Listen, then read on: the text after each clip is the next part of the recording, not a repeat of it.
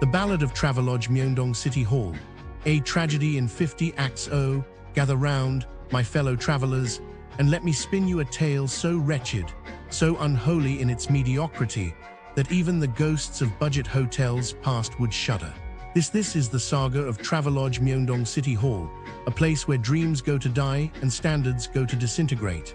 Act I, the grand deception. I arrived, suitcase in hand, heart full of hope, because surely a 3-star hotel in Seoul would at least have the decency to pretend to care. Oh, sweet summer child.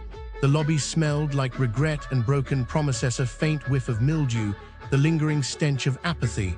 The front desk, polite, yes, but with the energy of someone who'd already given up on life. A harbinger of doom. Act I, the room of horrors. The sanctuary I paid for, a room so small I could high-five the wall while lying in bed. The mattress, a slab of concrete disguised as a bed, perfect for those who enjoy sleeping on what I can only assume was a repurposed park bench. And the pillows, flatter than my hopes after seeing the breakfast. More on that war crime later. But the real horror, the shower curtain, a biohazard, a crime against humanity. It reeked like a gym sock left to ferment in a damp basement. Every night I had to scrub the bathtub like Cinderella post-ball, except no fairy godmother was coming to save me.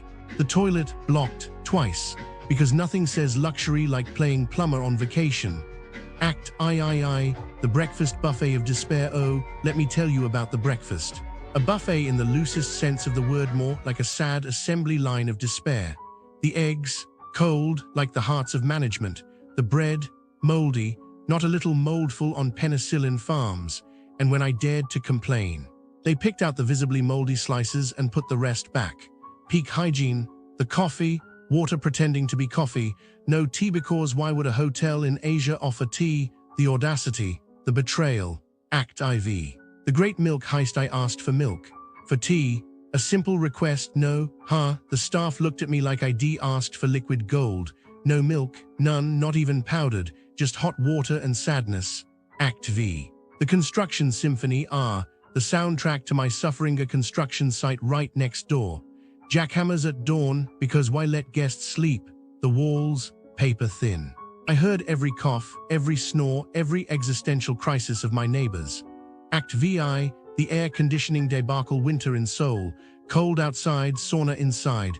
The AC, off, because logic, the solution, open a window. A window that opened 2 inches and let in the aroma of barbecue exhaust from the alley below. Yes, nothing like suffocating on meat fumes at 3 a.m. Act VII, the stinginess chronicles. No toothbrush, no water bottles, just a hallway dispenser that smelled like wet socks. No toilet paper refills. I had to steal it from the cleaning cart like a common criminal, charged for an extra key. I was looking into crimes near Travelodge Myeongdong City Hall, and it's just so sad, Businesses around there are super shady, and they just prey on tourists, you feel me? There was this one secret shop in Myeongdong, just a few blocks from Travelodge Myeongdong City Hall, and they were selling fake luxury goods to foreigners. I mean, can you believe it? They had this hidden store behind a fake wall in a clothing shop, and you had to crouch down and climb a staircase to get in. What even is that? They were selling stuff like Chanel, Gucci, and Prada, but it was all fake, And they were promoting it only to tourists on social media, so it's like they knew exactly who to target. I bet they made a lot of money, a lot. The authorities found stuff worth around 4 billion won, which is crazy. But here's the thing, they got caught, and they still just reopened the store 3 times. I mean, the fines weren't enough, so they just kept doing it. It's so frustrating, I wonder how many tourists fell for it, and how much money they lost. And then there was this other incident at a Bavafat skincare store in Myeongdong, just a short walk from Travelodge Myeongdong City Hall. A tourist got scammed big time. The employee was speaking in Chinese, and they recommended this wrinkle eye serum, saying it cost 6,000, but the tourist thought it was 6,001, which is 6 SGD. But no, it was actually 60,000 won per piece, so they ended up paying 480,000 won, which is 480 SGD. I bet the tourist was so angry and frustrated, They tried to get a refund, but the employee just gave them a hard time, saying it was impossible because the items were on sale. I mean, can you believe it? They eventually bought back 4 items, but only with cash from the register, not from the employee's own money. It's just like so shady. I wonder how many other tourists got scammed like that and how much money they lost. Businesses near Travelodge Myeongdong City Hall are just like so untrustworthy, you know. It's like they don't even care about their customers as long as they're making money. It just makes me so sad. The reality of businesses near Travelodge Myeongdong City Hall. If you're staying at the Travelodge Myeongdong City Hall, you might assume the surrounding businesses would match the convenience of the location. Unfortunately, that's not the case. The area is a minefield of disappointment, overpriced, underwhelming, and often outright hostile to tourists. Let's start with shopping. Stores near Travelodge Myeongdong City Hall treat customers like an inconvenience rather than guests.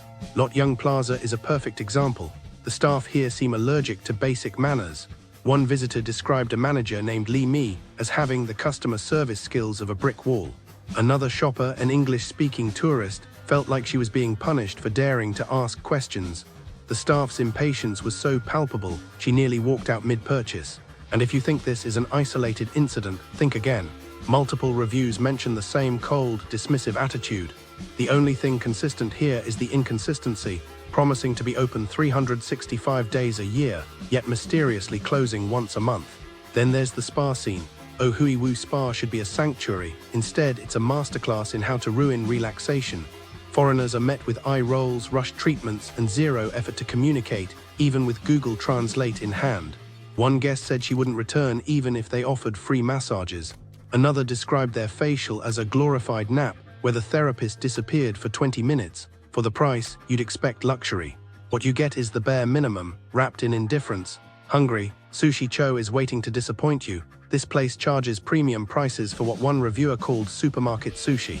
The rice is wrong, the fish is thin, and the chefs seem more interested in Instagram aesthetics than flavor.